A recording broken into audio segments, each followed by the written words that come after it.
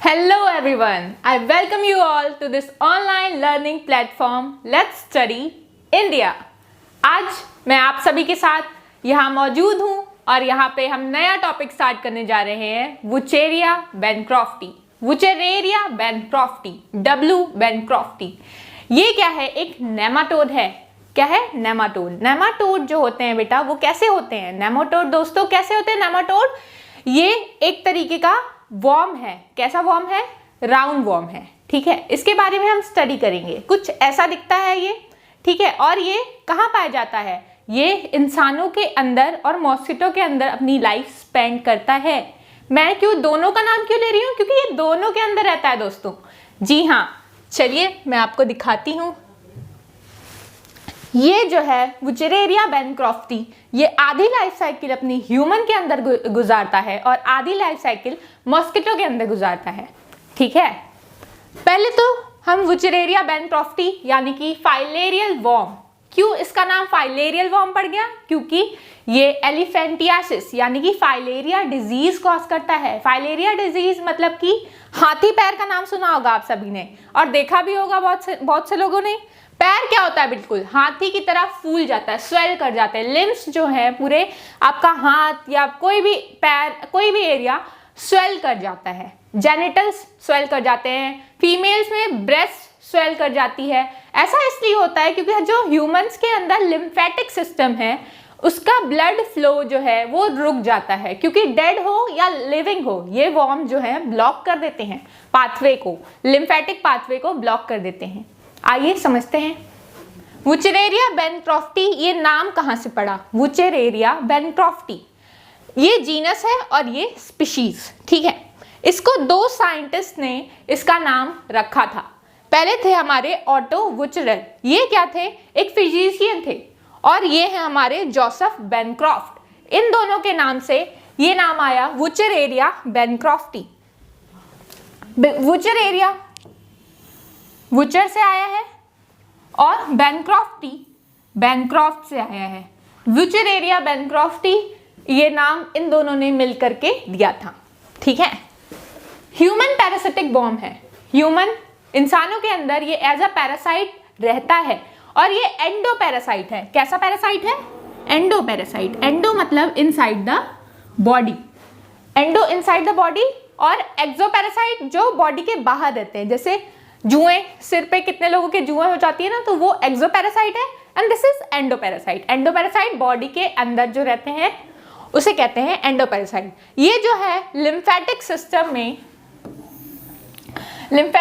में ब्लॉकेज ले आता है। लिम्फेटिक क्या होता है? लिम्फ जो होती है हमारे ह्यूमन बॉडी में, ये पूरे बॉडी में ब्लड वेसल्स के साथ प्रेजेंट होती है। हमारे स्किन में एक लेयर होती है डर्मिस, पहले ऊपर होती है एपिडर्मिस और उसके नीचे होती है डर्मिस।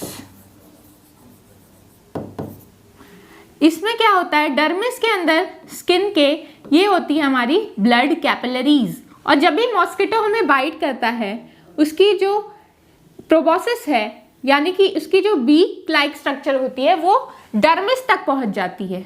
जैसे ये डर्मिस के अंदर पहुंचती है तो इसका कनेक्शन होता है हमारे ब्लड वेसल्स से, जिससे ये ब्लड सक करता है। साथ ही साथ ये क्या हो जाता है, इसके साथ ही साथ ये बगल में होती है लिम्फ नोड्स, इसी के अंदर ये लिम्फ नोड्स में आ जाते हैं इसके पैरासाइट्स। ठीक है, फिर ये पैरासाइट्स इसी में बड़े होते हैं और बच्चे पैदा करते हैं आफ्टर रिप्रोडक्शन। मेल और फीमेल फाइलेरिया वॉर्म जो होता है वो बेटा अलग अलग होता है। सेक्सुअल डाइमॉर्फिज्म कहते हैं इसको। जब दो सेक्सेस अलग अलग दिखाई दे हमें उसे कहते हैं सेक्सुअल डाइमॉर्फिज्म। तो ये आज हम इसमें आगे पढ़ेंगे, इसका स्ट्रक्चर और साथ ही साथ इसकी फिजियोलॉजी को भी जानेंगे, मॉर्फोलॉजी को जानेंगे, ये क्या क्या डिजीज पैथोजेनिसिटी कॉज करता है और इसकी लाइफ साइकिल के बारे में भी पढ़ेंगे। तो चलिए अब हम स्टार्ट करते हैं। वुचेरेरिया बैनक्रॉफ्टी, इसका क्लासिफिकेशन क्या है? ये फाइलम नेमाटोडा से बिलोंग करता है। नेमाटोडा यानी कि राउंड वर्म है। इसका स्ट्रक्चर कैसा होता है? राउंड। ठीक है, जैसे एस्कैरिस वो भी क्या है? राउंड वर्म है। देन ये क्लास फेजमिडा से बिलोंग करता है, यानी कि ये एंडो पैरासाइट है। It is an endoparasite, parasitic worm है। It is an parasitic worm. Endoparasite. This is round warm,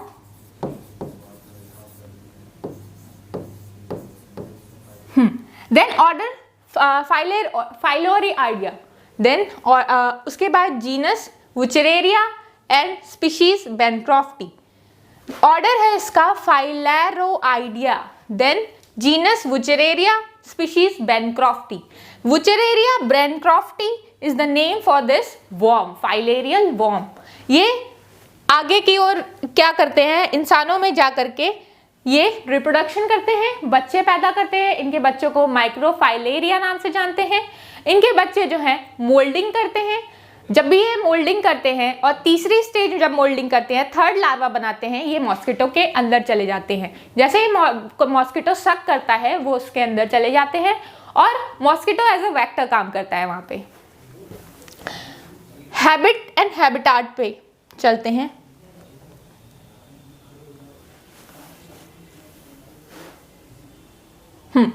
habit and habitat. Habit मतलब क्या होता है, हैबिट डिराइव्ड है from the Latin word. Latin word habit मतलब Latin word है habit का हैबियर। कोई भी टर्म लैटिन या ग्रीक इन ओरिजिन होता है। क्यों कोई भी टर्म, कोई भी इंग्लिश टर्म आप देखेंगे तो हमेशा वो लैटिन या ग्रीक इन ओरिजिन इसलिए होता है क्योंकि it is a language of dead language है ये। क्यों? क्योंकि इसमें इसको जो ये भाषा यूज करने वाले लोग थे ये अब नहीं रहे, ये अब नहीं है, तो इस भाषा को कोई अभी डेवलप नहीं कर रहा है, नए वर्ड्स ऐड नहीं कर रहा है, पुराने वर्ड्स डिलीट नहीं कर रहा है। तो जब ये वर्ड्स ऐड और डिलीट नहीं हो रहे हैं तो जो वर्ड्स हैं पहले से वही रहेंगे। तो जो वर्ड्स थे उन्हीं को हम यूज करते हैं एज बेसिक्स और इन्हीं को इंग्लिश टर्म के लिए यूज करते हैं। लैटिन और Greek are the language of dead और जिसमें कोई चेंज नहीं आता है। इसी वजह से इन्हीं वर्ड्स का हम यूज करते हैं आगे के इंग्लिश वर्ड्स टर्म्स को बनाने के लिए। हैबिट मतलब हैबियर मतलब टू होल्ड, इसका मतलब होता है टू होल्ड, कोई ऐसा कैरेक्टर होल्ड करना जो स्पेसिफिकली किसी एक पर्सन का ट्रेट, एक कैरेक्टर होता है। जैसे वुचरेरिया का क्या कैरेक्टर है, वुचरेरिया जो है एक एंडोपैरासाइट है और साथ ही साथ ये डाइजेनेटिक है। डाइजेनेटिक मतलब दो होस्ट पे सरवाइव करता हो। एक जो है ह्यूमन है इसका होस्ट और दूसरा होस्ट है मॉस्किटो, मच्छर। बहुत भली भांति परिचित हैं आप लोग इससे। ह्यूमंस जो है यानी कि हमारे अंदर लिम्फेटिक सिस्टम होता है। लिम्फेटिक सिस्टम पूरे बॉडी में हमारे फैला होता है। लिम्फेटिक सिस्टम में लिम्फ नोड्स होती हैं, जगह जगह पे नोड्स होती हैं इससे अटैच, और इन्हीं नोड्स और को ये क्या करता है, ब्लॉक कर देता है। ठीक है। लिम्फ मतलब लिम्फेटिक सिस्टम में जो लिम्फ होती है वो कैपिलरी ब्लड कैपिलरीज के अलोंग ही बहती है। इसमें प्लाज्मा आ जाता है इसके अंदर से और इस प्लाज्मा में साथ ही साथ पैरासाइट्स भी आ जाते हैं। ये पैरासाइट्स जब तक बड़े होते हैं, ये पैरासाइट्स यहाँ पे मैं वुचरेरिया को रेफर कर रही हूँ, ये जैसे ही बड़े होते हैं ये एडल्ट वॉर्म में कन्वर्ट हो जाते हैं। जैसे ये बड़े होते हैं ये रिप्रोडक्शन करते हैं और माइक्रोफाइलेरिया को बनाते हैं। और ये जैसे ही माइक्रोफाइलेरिया हमारे ब्लड लिम्फेटिक सिस्टम से वापस ब्लड सिस्टम में जाता है, इसको सक कर लिया जाता है डर्मिस लेयर के थ्रू वाया मॉस्किटोज। लेबियम के थ्रू यानी प्रोबॉसिस के थ्रू ये सक कर लेता है। This is the portion known as labium जो ये हमारे बॉडी में स्किन के अंदर डाल देता है। ठीक है। तो हैबियर मतलब टू होल्ड, तो इसका कैरेक्टर है digenetic endoparasite. Inside the body as a parasite रहता है। पैरासाइट मतलब जो किसी दूसरे होस्ट के ऊपर रहे और अपना लाइफ सर्वाइव करने के लिए दूसरे के ऊपर निर्भर करे। देन उसके बाद ये हैबिटाट क्या है, इसका रहता कहाँ है, तो ये रहता है लिम्फेटिक सिस्टम में। लिम्फेटिक सिस्टम के अंदर ये रहता है। ठीक है। तो हैबिट और हैबिटाट क्लियर हो गया होगा। इसके बाद हम पढ़ेंगे इसका मॉर्फोलॉजी यानी कि स्ट्रक्चर। तो स्ट्रक्चर कैसा होता है, कुछ इस तरीके का हमारा वुचरेरिया दिखता है। वुचरेरिया में क्या होता है बेटा, यहाँ पे होती है उसकी ओरल स्टाइल, ये है उसकी नर्व रिंग और ये जाती है फेरिंग्स। फेरिंग्स में, फेरिंग्स के रीजन पे जो फीमेल बॉडी होती है, जो फीमेल होती हैं उसके फेरिंग्स के रीजन पे क्या होता है, ओवरी। फेरिंग्स के रीजन पे गोनोपोर होता है, ओपनिंग होती है जहां से क्या होता है, वो एग्स बाहर निकलते हैं या एग्स यहाँ पे रहते हैं और यहाँ से गोनोपोर से यहाँ से फर्टिलाइजेशन होता है। देन ये है हमारा मेल। तो आप देख रहे हैं मेल जो होता है वो थोड़ा उसकी टेल मुड़ी होती है और फीमेल बड़ी लॉन्ग होती है, उसकी टेल जो होती है वो थोड़ी स्ट्रेट है। यहाँ पे जो मेल है उसके जो पैपिली है यानी कि इसका जो सेक्सुअल ऑर्गन या सेक्सुअल ऑर्गन है वो कहाँ होता है, यहाँ पे होता है, ठीक है, इसके वर्टिकल पोर्शन पे यहाँ पे होता है। फीमेल में ये कहाँ होता है, इसके फेरिंग्स में। देन स्ट्रक्चरल मॉर्फोलॉजी में हम ये जानते हैं कि ये कैसा दिखता है, ये सिलेंड्रिकल होता है। लेकिन सिलेंड्रिकल क्योंकि है क्या, नेमाटोड है तो राउंड हुई होगा, तो राउंड है तो सिलेंड्रिकल बॉडी होती है, सिलेंड्रिकल बॉडी होती है। साथ साथ ये कैसा दिखता है, क्रीम कलर का दिखता है, वाइटिश कलर का दिखता है, बहुत वाइटिश क्रीम रंग का इसका कलर आता है। और इसके बॉडी के ऊपर एक क्यूटिकल की लेयर होती है, स्मूथ कवरिंग होती है जो शाइन देती है, ठीक है। और इनके बच्चों में हम देखते हैं कि क्या होता है, एक हाइलीन शीथ होती है। हाइलीन शीथ हम आगे पढ़ेंगे, वो भी उसको प्रोटेक्ट करने का काम करती है इनके बच्चों को। फिर मेल जो होते हैं वो फीमेल से छोटे होते हैं, मेल छोटे होते हैं, फीमेल बड़ी होती है। और मेल जो होते हैं उनकी जो मेल की लेंथ होती है वो 40 मिलीमीटर की होती है और इनका डायमीटर 0.1 मिलीमीटर का होता है। डायमीटर मतलब विड्थ कितनी है, कितनी मोटापा है, तो जो विड्थ है वो 0.1 की है। यही फीमेल जो होती है वो लॉन्ग होती है, वो 100 मिलीमीटर की भी हो सकती है, 65 to 100 मिलीमीटर की होती है। और इसकी जो विड्थ है वो 0.05 या 0.25 की होती है विड्थ, यानी कि ये मेल से थोड़ी मोटी भी होती है और लगभग दुगना देख रहे हैं आप इसकी साइज भी है मेल के कंपैरिजन में। साथ ही साथ जो मेल होता है उसकी टेल मुड़ी होती है और फीमेल की टेल मुड़ी नहीं होती है, उसकी टेल स्ट्रेट होती है। तो ये बेसिक डिफरेंस हो गया फीमेल और मेल में। मेल कैसा है, छोटा है, फीमेल कैसी है, बड़ी है। देन इसका विड्थ क्या है, फीमेल का ज्यादा है, मेल का विड्थ भी कम है। फीमेल जो है उसकी टेल स्ट्रेट है, मेल की टेल मुड़ी हुई है। देन उसके बाद इसमें सेक्सुअल डाइमॉर्फिज्म पाया जाता है।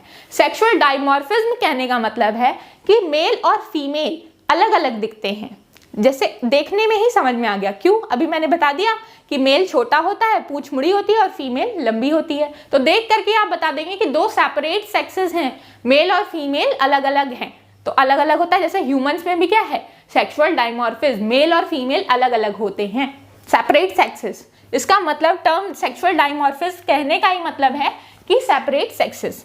उसके बाद एलिमेंट्री कैनाल फूड डाइजेशन कैसा होता है, तो इसमें जो है एनस भी अलग होता है और माउथ भी अलग होता है। ये काफी डेवलप हो चुका है अभी, है ना। मतलब डेवलप कहने का मतलब कि ये हम नेमाटोड का क्लासिफिकेशन पढ़ रहे हैं, राउंड वॉर्म का, तो राउंड वॉर्म में माउथ और एनस अलग अलग हो जाते हैं, ठीक है। साथ ही साथ इसके एलिमेंट्री कैनाल में हम देखते हैं फेरिंग्स, एनस, माउथ, उसके बाद इंटेस्टाइन भी होती है, ओइसोफेगस या ईसोफेगस भी प्रोनाउंस करते हैं इसको, ओ साइलेंट, वो भी होता है इनके बॉडी में।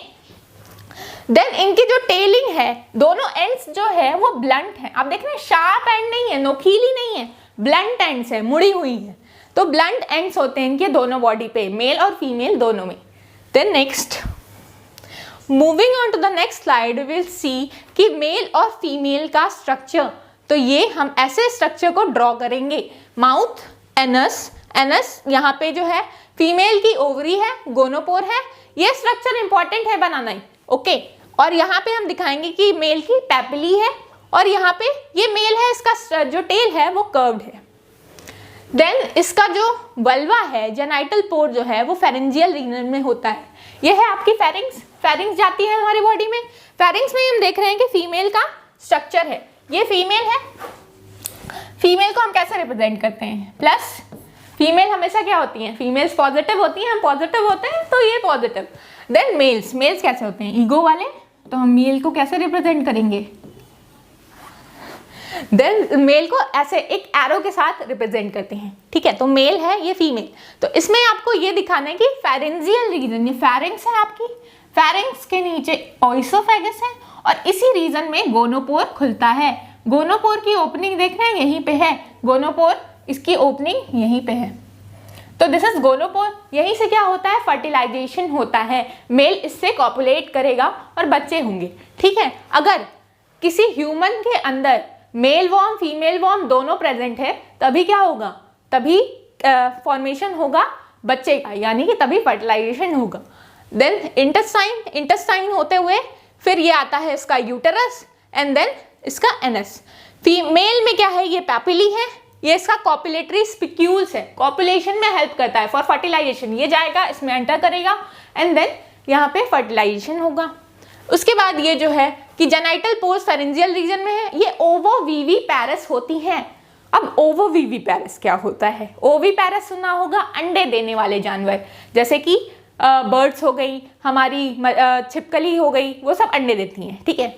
और विविपैरस मतलब direct give birth to babies like mammals like us. हम लोग क्या करते हैं, डायरेक्ट बच्चे जो होते हैं वो डिलीवर करते हैं, जैसे कि कोई कुत्ता हो गया, बिल्ली हो गई, सारे मैमल्स क्या करते हैं, डायरेक्ट बेबीज डिलीवर करते हैं, अंडे ले नहीं करते।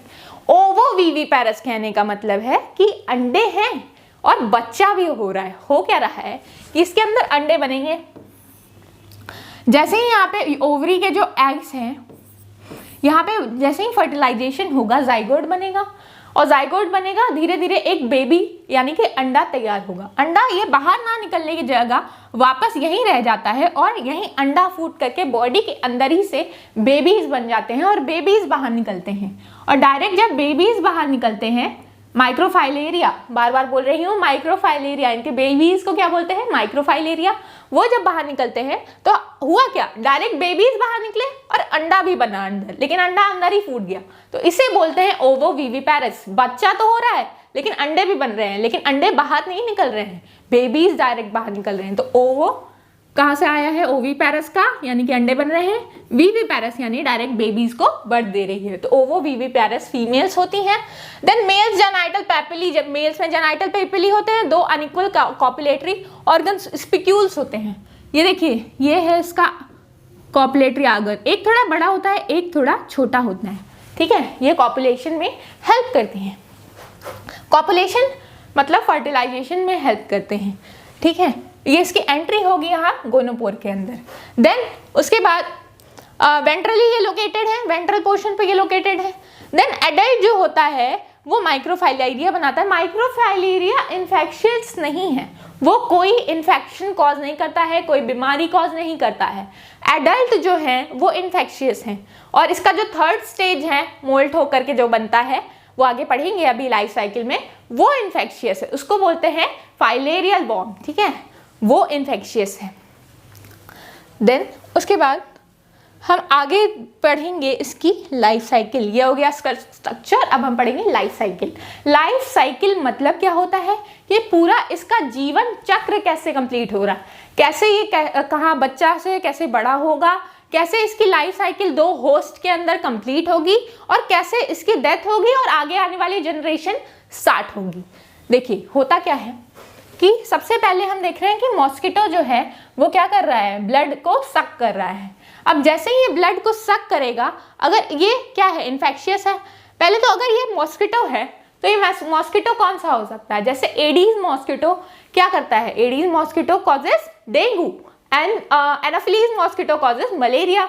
और एनाफिलीज, क्यूलेक्स, एडीज, ये सारे जो वेक्टर हैं, ये सारे ही वेक्टर क्या होता है, जो डिजीज को कैरी करे। तो मॉस्किटो जो वेक्टर की तरह काम कर रहा है, डिजीज ला रहा है और हमारी बॉडी में उसको डाल दे रहा है। तो विचरेरिया बेनक्रॉफ्टी नेमाटोड को ये हमारी बॉडी में इंजेक्ट कर दे रहा है। जैसे ही ये क्या करता है, हमारी अपनी पैपिली को अंदर डालता है डर्मिस के लेयर में। ये स्किन है एपिडर्मिस, एपिडर्मिस के नीचे डर्मिस। उसमें क्या हो रहा है, देखिए एपिडर्मिस है, ये डर्मिस की लेयर है, ये हमारी स्किन है, दिस इज एपिडर्मिस, एंड इसके नीचे होती है डर्मिस। डर्मिस में ये पैपिली को इंजेक्ट करता है। डर्मिस में ही क्यों करता है, क्योंकि यहीं पे ब्लड वेसल्स होती हैं। ब्लड वेसल्स का जब फ्लो करती हैं तो खून ये पीता है, खून ही चाहिए इसको। तो जब ब्लड वेसल्स पीता है तो साथ ही साथ में इसके लेबियम से, ये जो इसका पोर्शन होता है जो ब्लड सगिंग के काम आ रहा है, इसके लेबियम से अंदर आ जाता है, इसको प्रोबोसिस का लेबियम कहते हैं, अंदर आ जाता है हमारा वर्म। कौन सा वर्म, बेनक्रॉफ्टी, विचरेरिया बेनक्रॉफ्टी अंदर आ जाता है। जैसे ही ये अंदर आता है तो होता क्या है कि यहाँ पे देखिए वुचरेरिया बेनक्रॉफ्टी, ये स्पीशीज के बारे में ही हम क्यों पढ़ रहे हैं, क्योंकि बहुत सारी वुचरेरिया की स्पीशीज हैं, लेकिन ये जो स्पीशीज है ये मेनली कॉज करती है फाइलेरियल वॉर्म। और ये बहुत ही मोस्ट इम्पॉर्टेंट है। 99% ऑफ द इन्फेक्शियस जो फाइलेरियल वर्म का होता है ये बैनक्रॉफ्टी ही करती है। तो वुचरेरिया बैनक्रॉफ्टी इसीलिए हम पढ़ते हैं, ठीक है।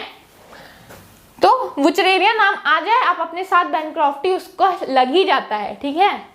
देन यहाँ पे जैसे होमोसेपियंस, होमो हिबेलिस, होमो इरेक्टस, लेकिन हम क्या हैं, होमोसेपियंस। तो जब भी हम कहें होमो स्पीशीज आप समझ जाइए हम किसकी बात कर रहे हैं, होमोसेपियंस। तो वैसे ही यहाँ वुचरेरिया अपने साथ बैनक्रॉफ्टी लेके चल रहा है, तो मतलब वुचरेरिया स्पीशीज के बारे में ही हम पढ़ रहे हैं। तो यहाँ हो क्या रहा है कि जैसे लिम्फेटिक सिस्टम में ये क्या करेगा, तुरंत ये ब्लड सक करेगा ऊपर की ओर और इसके साथ उतर के कौन से आ जाएंगे हमारे अंदर, वुचरेरिया हमारे लिम्फेटिक सिस्टम में आ जाएगा। अब लिम्फेटिक सिस्टम एकदम बगल में चलता है, ये मान लीजिए हमारा हो गया लिम्फेटिक सिस्टम। लिम्फेटिक सिस्टम बिल्कुल बगल में चलता है हमारे कैपिलरीज के, तो ये इसके अंदर तुरंत ट्रांसफर हो जाते हैं। देखिए होता क्या है, ओके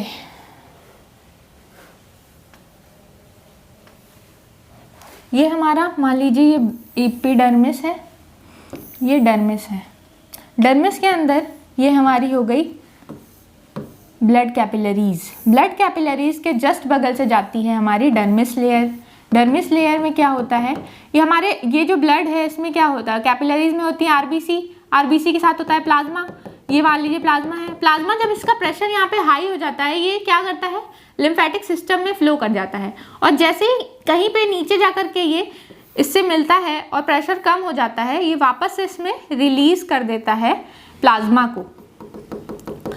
तो ये जो प्लाज्मा है इसके साथ ही कौन चला आता है, जैसे इसके अंदर जो वर्म है वो गया और वर्म बड़ा हुआ और बड़ा होकर के रिप्रोडक्शन किया। रिप्रोडक्शन होते ही क्या करेंगे, माइक्रोफाइलेरिया अपने बच्चे बेबीज बनाएगा। ये बेबीज इसी लिम्फेटिक सिस्टम के साथ साथ कहाँ घुस जाते हैं, ब्लड वेसल में। अब ब्लड वेसल में क्यों जा रहे हैं, क्योंकि लिम्फेटिक सिस्टम में थोड़ी इसका काम है, इनके बेबीज को कहाँ जाना है, वापस मॉस्किटो में। और मॉस्किटो पिएगा क्या, लिम्फेटिक सिस्टम से तो थोड़ी प्लाज्मा लेने आएगा, वो क्या चाहेगा, उसको ब्लड चाहिए, आरबीसी चाहिए। तो उसके लिए वो क्या करेगा, ब्लड को सक करेगा, और ब्लड को सक करेगा इसका मतलब वो क्या करेगा, इसका मतलब वो इसको जाना पड़ेगा ब्लड के कैपिलरीज में। इसीलिए ये यहाँ से लिम्फेटिक सिस्टम के साथ साथ फ्लो होकर के आ जाते हैं वापस कैपिलरीज में, ठीक है।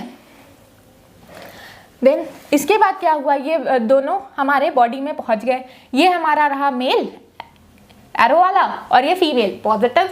फीमेल और मेल जब क्या करेंगे, कॉपुलेट यानी फर्टिलाइज करेंगे, यानी फर्टिलाइजेशन होगा तो बेबीज बनेंगे। एडल्ट जो है इसके लिम्फेटिक सिस्टम में, हमारे ह्यूमंस के लिम्फेटिक सिस्टम में ये चला जाता है, लिम्फेटिक के लिम्फ्स में चला जाता है। उसके बाद ये आता है और ये डी, जहाँ जहाँ डी लिखा है इसका मतलब ये डिसइंफेक्शियस है, और जहाँ जहाँ आई लिखा हुआ है इसका मतलब ये क्या है, इन्फेक्शियस है। तो ये क्या हुआ, यहाँ पे ये जैसे ही बेबीज बनेंगे, इसके एडल्ट जो है वो प्रोड्यूस करेंगे और बेबीज बनाएंगे, और ये जो बेबीज हैं वो मूव करके क्या करेंगे, हमारे लिम्फेटिक सिस्टम में पूरे फैल जाएंगे, पूरे लिम्फेटिक सिस्टम में स्प्रेड कर जाएंगे। और इसके बाद ये धीरे धीरे इसके बेबीज जो है वो ब्लड चैनल में चले जाएंगे। और वापस से जब मॉस्किटो सक करेगा, तो जैसे ही मॉस्किटो सक करेगा उस मॉस्किटो के साथ साथ उसमें उस ब्लड के साथ साथ कौन चला जाएगा उनकी बॉडी में, माइक्रोफाइलेरिया जैसे उनके ब्लड में चले जाएंगे, उनके अंदर चले जाएंगे मॉस्किटोज के। वो क्या करेगा, जिसको भी वो बाइट करेगा उसको क्या हो जाएगा, फाइलेरियासिस।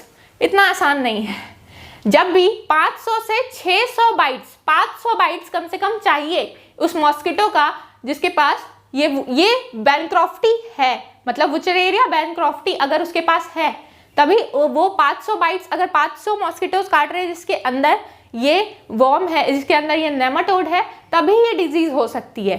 थोड़े मोड़े इन्फेक्शन से कुछ नहीं होता है, बस थोड़ा बहुत फीवर आता है, अभी सिम्टम्स हम पढ़ेंगे, ठीक है।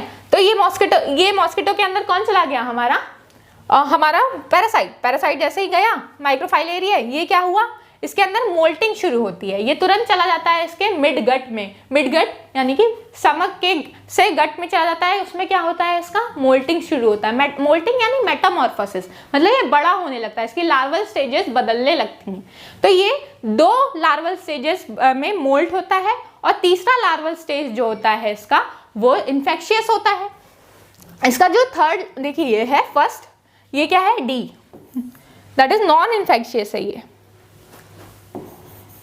और इसके बाद ये क्या कर रहा है, माइग्रेट कर रहा है मॉस्किटो को प्रोबोसिस रीजन में। मोल्टिंग ये इसकी हो गई। मोल्टिंग कहाँ होती है, मिडगट। मिडगट के बाद ये चला जाता है इसके थोरैसिक रीजन में, जहाँ पे पूरी अच्छी तरीके से इसकी तीनों मोल्टिंग होती है। जैसे ये थर्ड स्टेज पे जाता है वो इन्फेक्शियस हो जाता है वापस से। जैसे ये इन्फेक्शियस होता है ये इसके प्रोबोसिस रीजन में चला जाता है, यानी कि लेबियम में चला जाता है। और लेबियम में जैसे ही जाता है वो जैसे ही किसी भी मॉस्किटो ने काटा नॉर्मल पर्सन को, उसके अंदर वो वॉर्म चला जाता है उसके बॉडी के अंदर। तो ये देख रहे L3 यानी कि लार्वल 3 थर्ड मोल्टिंग स्टेज, ये जो है ये इन्फेक्शियस होता है। तो ये रही इसकी साइकिल। अब यहाँ लिखा है एक्सटेंसिंग इंक्यूबेशन पीरियड। एक्सटेंसिंग इंक्यूबेशन पीरियड ये मॉस्किटो के अंदर होता है। ये जो रेड एरोज हैं ये मॉस्किटो के हैं, और ये जो पर्पल एरोज है ये ह्यूमन बॉडी के अंदर इसको शो कर रहा है। तो इसकी आधी लाइफ साइकिल मॉस्किटो के बॉडी के अंदर चलती है। मॉस्किटो के बॉडी के अंदर ये 10 से 20 दिन तक में पूरी मोल्टिंग कर लेता है। मतलब एक हफ्ते, ये था एक फर्स्ट स्टेज से सेकेंड स्टेज में 1 हफ्ता लगभग लगाता है, और फिर सेकेंड लार्वल स्टेज से थर्ड लार्वल स्टेज में कन्वर्ट होने के लिए फिर 1 हफ्ता लगाता है। तो 10 से 20 दिन अप्रॉक्स इसको लगते हैं एक मॉस्किटो के अंदर पूरा लार्वल स्टेज में कन्वर्ट होने के लिए। जैसे ये थर्ड स्टेज में आता है ये किस में चला जाता है, ह्यूमंस में। और ह्यूमन में जाने के बाद भी ऐसा नहीं है कि तुरंत रिप्रोड्यूस करने लगेगा बड़ा होकर के, नहीं, 6 मंथ्स लगते हैं इसको एडल्ट में कन्वर्ट होने के लिए। कितने, 6 मंथ्स। और 6 मंथ्स में जैसे ही एडल्ट में कन्वर्ट होता है, यानी कि उस एज में पहुंच जाता है जिससे ये क्या हो, रिप्रोड्यूस करने लगे, तो ये क्या करते हैं, एक दिन में फीमेल जो है अगर वो केपेबल है अंडे देने के, तो वो एक दिन में 500 अंडे देती हैं। 500 अंडे पर डे वो दे सकती हैं, और 500 अंडे ये जो हैं वो माइक्रोफाइलेरिया में कन्वर्ट होते हैं, जो कि वापस मॉस्किटो द्वारा सक कर लिए जाते हैं। तो ये 6 मंथ्स। और इसमें क्या है, intrinsic incubation period inside the body of mosquito. Incubation period जो इसका मोल्टिंग होता है, मेटामॉर्फोसिस होता है, उसको बोलते हैं, और ये 10 से 20 दिन का होता है। ठीक है, तो ये इसी के साथ इसकी लाइफ साइकिल खत्म हो जाती है। ये देखिए लाइफ साइकिल है तो बहुत इजी सी, लेकिन है बड़ी, दिखती बड़ी है, इसलिए लोग डर जाते हैं। तो कुछ नहीं करना है आपको, लिखना कैसे है, सबसे पहले आप लिखेंगे कि कॉपुलेशन क्या होता है। कॉपुलेशन मतलब मेटिंग, फर्टिलाइजेशन, मेल और फीमेल फर्टिलाइज करेंगे, बच्चा देंगे। सेकेंड आपको लिखना है कि ये मॉस्किटो के अंदर क्या क्या करते हैं, मॉस्किटो के अंदर इसकी पूरी लाइफ साइकिल कैसे चलती है। देन उसकी ये है, मोल्टिंग करता है, जाता है मिडगट में, उसके बाद थोरैसिक रीजन में मोल्टिंग होती है। मोल्टिंग होकर के ये लेबियम यानी कि प्रोबोसिस में चला जाता है मच्छर के, और ये जैसे ही इसके प्रोबोसिस रीजन में जाता है ये क्या करता है, वापस से जैसे ही ये मच्छर काट लेता है किसी को, उसके थ्रू चला जाता है ये उसकी बॉडी में इंसान के।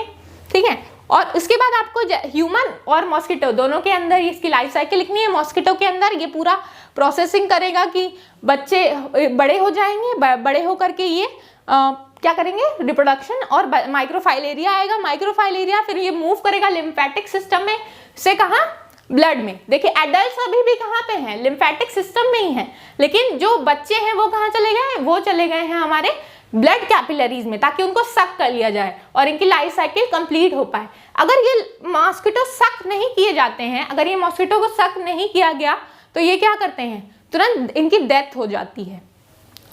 किसकी डेथ हो जाती है, माइक्रोफाइलेरिया की। तो यहाँ पे क्या होता है कि जो मॉस्किटो हैं, जैसे इसको कहते हैं डायअर्नल साइकिल, इनकी जो डायअर्नल साइकिल होती है, रात में क्या होता है कि मॉस्किटो आते हैं ज़्यादातर रात में, वहाँ पे इनकी लाइफ साइकिल क्या होता है, रात में ये आते हैं। रात में ये जो माइक्रोफाइलेरिया है वो सरफेस पे आ जाते हैं, स्किन की सरफेस पे आ जाएंगे, और जैसे ये है जैसे कि ये स्किन की डर्मिस है, जैसे ही ये डर्मिस की स्किन लेयर, जब रात को मच्छर आते हैं तो ये जो ब्लड वेसल्स के सरफेस पे आकर के प्रेजेंट हो जाते हैं, और जैसे ही रात होती है तो ये डीप इनसाइड चले जाते हैं, कहाँ, वेसल्स के अंदर नीचे की ओर कहीं जाकर के ये रहते हैं। क्योंकि दिन में तो मॉस्किटो उतने काटते नहीं है, रात पे ही आते हैं, इसलिए सरफेस पे चले जाते हैं, कहाँ, दिन में।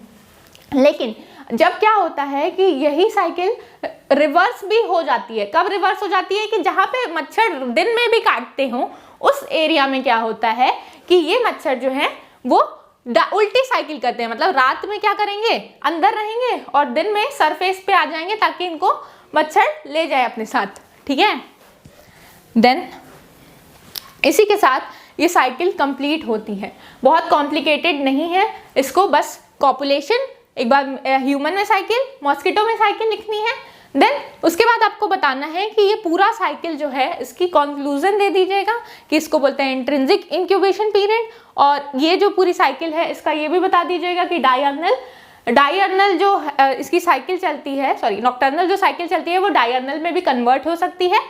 ठीक है, क्यों? ऐसा तब हो सकता है जब जिस एरिया में मॉस्किटो दिन में भी वर्क करते हों, मतलब काटते हों। और ये सारा किससे हो सकता है? एनाफिलीज, क्यूलेक्स और एडीज मॉस्किटो से। क्यूलेक्स मेन है क्योंकि क्यूलेक्स वैरायटी जो है ज़्यादा अच्छा वेक्टर प्ले होती है इनके लिए, लेकिन ये एनाफिलीज और एडीज में भी होते हैं।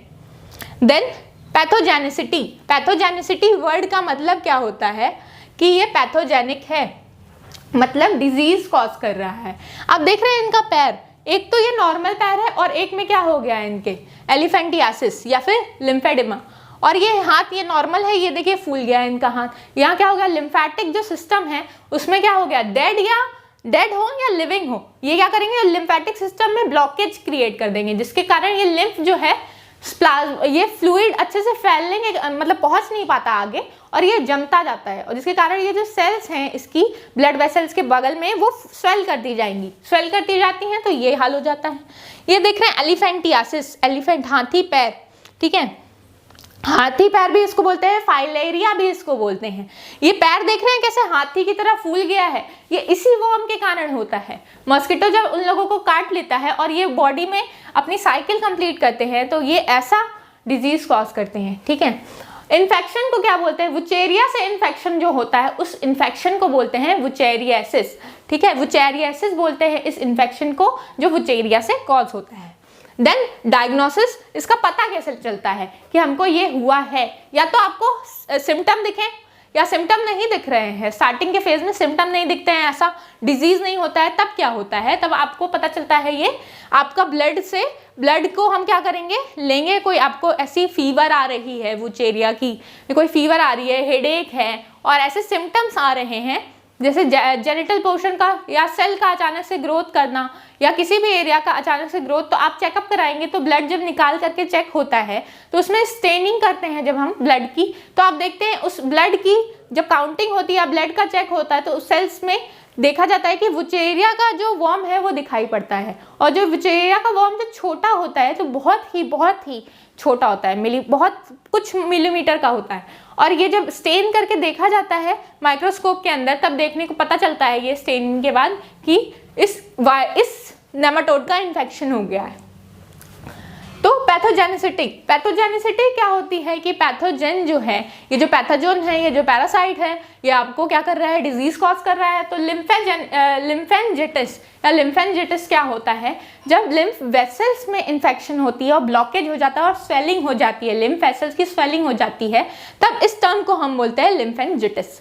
और व्हाट इज लिम्फेडेनिटिस? लिम्फेडेनिटिस मतलब जो ब्लड वेसल था उसकी स्वेलिंग हो रही थी, तब बोल रहे थे लिम्फेंजिटिस। और जब ब्लड नोड्स की स्वेलिंग होगी, ये है हमारा ब्लड वेसल